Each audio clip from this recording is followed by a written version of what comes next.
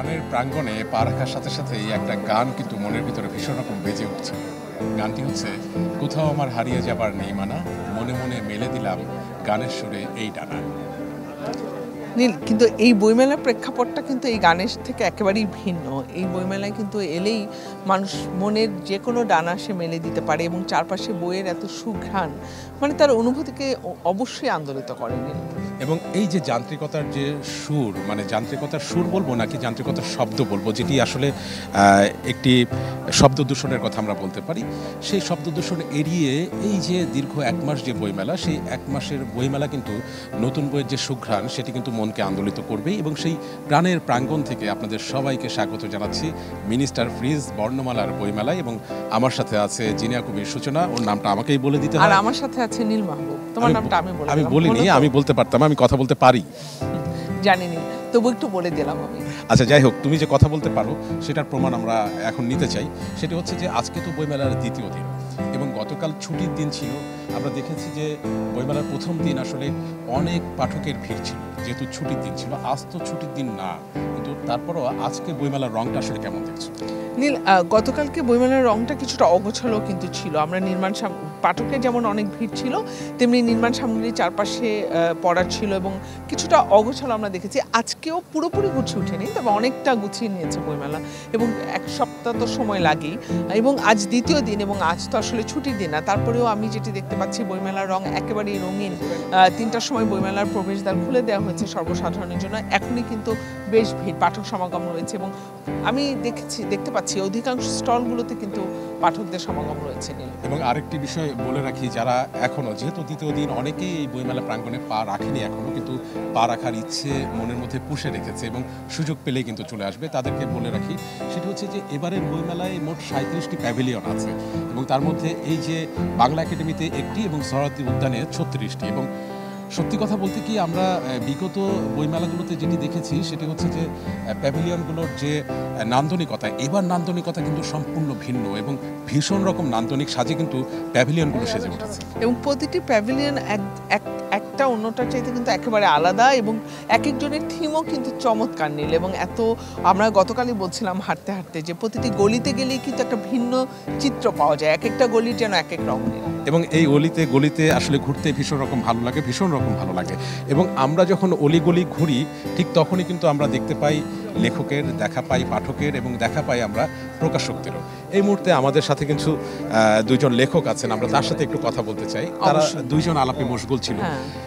প্রথমে জানতে চাই যে দুজন কোন আলাপে মশগুল ছিল? আমরা ভাবছিলাম যে আমাদের বই কিভাবে সবচেয়ে কম পাঠকের কাছে পৌঁছায়, এই পরিকল্পনা আমরা করছিলাম।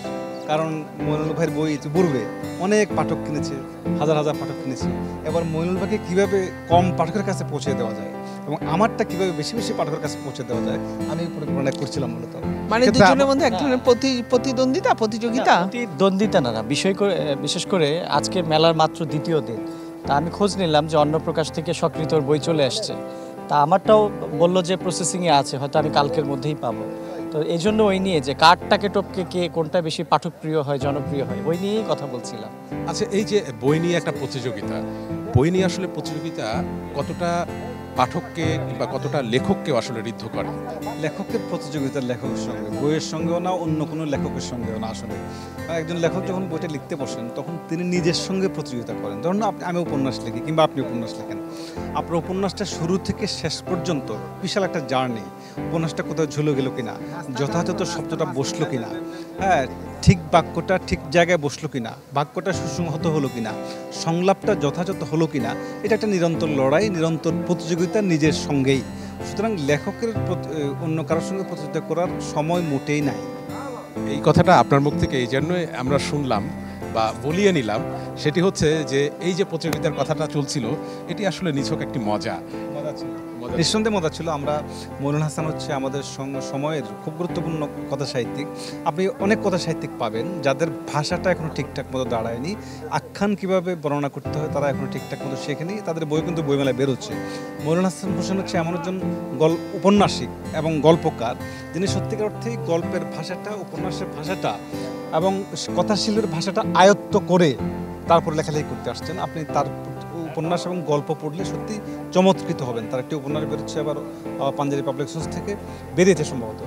হ্যাঁ, নীল, এমন সুস্থ এবং মজার প্রতিযোগিতা আমার মনে হয় কেবল বইমেলায় এনেই আমরা দেখতে পাই, যে একে অন্যের প্রশংসা করছে, বন্ধুত্ব এবং লেখকের সাথে লেখকের বন্ধুত্ব, এই বিষয়গুলো আমার মনে হয় বইমেলা প্রাঙ্গণে আমরা যত বেশি দেখি আর কোথাও এত বেশি দেখা যায় না। আসলে দেখা যায় না, এবং তারা কিন্তু খুব চালাকি করে দুইজনের বই কোন প্রকাশনী থেকে আসছে সেটিও কিন্তু জানিয়ে দিয়েছে। হ্যাঁ। তিনি জানিয়েছেন তারটা আর তিনি জানিয়েছেন তারটা। তারটা। যাই হোক, আমরা জেনে ফেলেছি কোন প্রকাশনী থেকে আসছে। তবে বইমেলা নিয়ে একটু কথা বলি, সেটা হচ্ছে যে আমরা প্রতি বছরই যখন বইমেলায় আমরা আসি, আমরা বইমেলাটাকে অগোছালো পাই। এবার কি আসলে গোছালো একটা বইমেলা পাওয়ার আশা ছিল কিনা? বইমেলার আমি আগেই বললাম যে আজকে তো বইমেলার একেবারে দ্বিতীয় দিন, এবং আজকে আমি বাংলা একাডেমির ওই গেট দিয়েই মাত্র ঢুকলাম। পুরো বইমেলা এখনও ঘুরে দেখা হয়নি, স্টলগুলো। তবে আমি আশাবাদী এজন্য যে এবার আমরা একটি পরিবর্তিত পরিস্থিতিতে বই মেলাটা পাচ্ছি।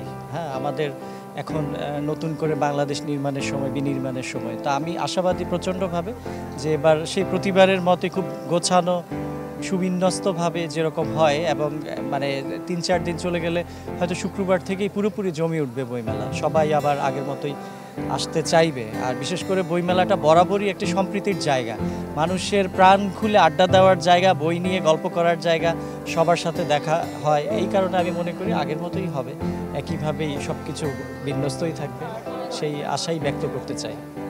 সুজন, আরেকটি বিষয় যে বইমেলায় এবার কিন্তু পরিসর আসলে কতটুকু বেড়েছে সেটা আমরা জানি না, তবে বাংলা একাডেমি বলছে যে পরিসর বেড়েছে, আঙ্গিকগত কিছু পরিবর্তন এসেছে, তবে স্টল এবং প্যাভিলিয়নের সংখ্যা বেড়েছে। তো সেই জায়গায় সক্রিয় অনুমান আপনার কাছে একটু জানতে চাই, সেটি হচ্ছে যে আমরা প্রতিবারই দেখি আসলে অনেক ধরনের আলোচনা এবং সমালোচনা হয় যে মানসম্মত বই বের হচ্ছে না, কিন্তু বই প্রকাশ হচ্ছে। তো সেই ক্ষেত্রে একজন প্রকাশককে কতটা সৃজনশীল হওয়া জরুরি বা প্রয়োজন বলে আপনি মনে করেন? প্রকাশকের সৃজনশীলতা ছাড়া আসলে বইমেলাও সম্ভব না, বই প্রকাশও সম্ভব না। কিন্তু দুঃখজনক সত্য এটা অনেকের শুনতে খারাপ লাগবে, আমাদের এখানে প্রকাশকের সৃজনশীলতা কম। দেখা যাচ্ছে যে আমি প্রকাশকদের প্রতি অত্যন্ত সম্মান রেখে কথা বলছি, তারা হয়তো বাইন্ডিংখানা বই বাইন্ডিং করতেন, কিংবা হয়তো প্রুফ দেখতেন, কিংবা হয়তো কম্পিউটার অপারেটর হিসেবে কাজ করতে করতে একটা অভিজ্ঞতার জায়গা থেকে তারা প্রকাশ হয়ে গেছেন। এটাকে আমি দর্শনীয় কিছু মনে করছি না, এটা প্রোডাকশনটা তারা ভালো বোঝেন বলেই প্রকাশনা এসেছেন। কিন্তু একটা প্রকাশনা শুধুমাত্র প্রোডাকশন না, মানে বই উৎপাদন না, এই বইটা কি চিনতে হবে, সাহিত্য হলো কিনা, বই হলো কিনা, এটা বই হওয়ার উপযোগী বিষয়বস্তু এখানে আছে কিনা, সেই জিনিসটা যদি আমাদের প্রকাশকরা না বুঝেন তাহলে কিন্তু বইকে ওই সৃজনশীল জায়গায় নেওয়া যাবে না। আবার প্রকাশক যে সবসময় বুঝতে হবে তা না, প্রকাশক এডিটর রাখেন। এখন আমাদের এখানে এডিটর রাখার প্র্যাকটিসটা নাই, কারণ হচ্ছে বই ছাপছে 100, তার মধ্যে হচ্ছে টাকার বিনিময়ে ছাপছে 50টা, আর 50টার মধ্যে 25টা হচ্ছে নানা সাপ্লাই দিচ্ছে, আর 25টা কোনোরকম বইমেলা বিক্রি করছে। এইভাবে চলছে আসলে, পেশাদারিত্ব ঠিকঠাক মতো এখনো গড়ে উঠেছে বলে আমার মনে হচ্ছে না। প্রকাশকের প্রসঙ্গ তো গেল, তুমি কি একটু পাঠক প্রসঙ্গে জানতে চাইবা?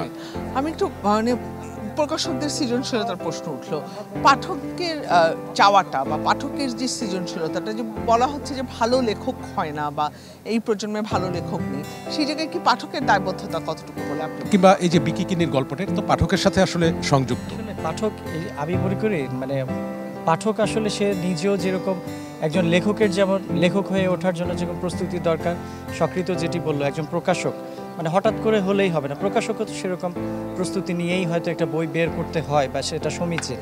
তো একজন পাঠককেও কিন্তু তার রুচি কীরকম হবে সেটা কিন্তু অনেক আগে থেকেই তার তৈরি হয়ে থাকে।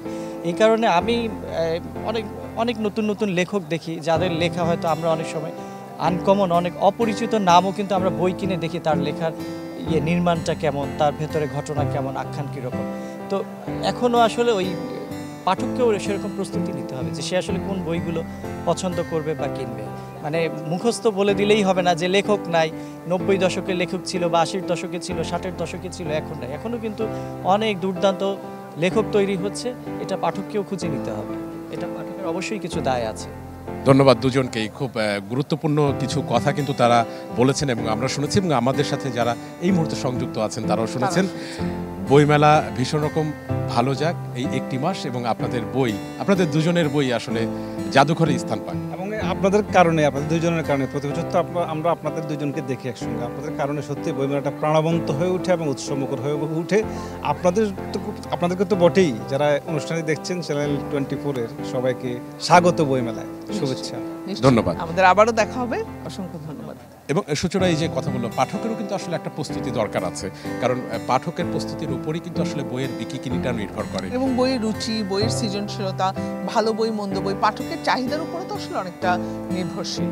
এবং আজকেও যেরকম বলছিলাম যে পাঠক কিন্তু আসছে, এবং পাঠক কিন্তু বইমেলায় আসে, কারণ ওই যে কথা বললাম যে পথের যে ভ্যাপু হর্ন, সেই শব্দ দূষণ এড়িয়ে আসলে এই পুরো ঢাকা শহরের কথা যদি বলি, তাহলে একটু দম ফেলার জায়গা কিন্তু আসলে মানুষ খোঁজে। তো আমরা বলতে চাই যে মানুষ আসছে বইমেলায়, কিন্তু তার মধ্যে কতগুলো মানুষ পাঠক হয়ে উঠছে সেটা আমরা জানি না, কিন্তু আমাদের আশা থাকবে যে প্রত্যেকটি মানুষ যেন আসলে প্রত্যেকেই পাঠক হয়ে উঠুক ভীষণ রকম।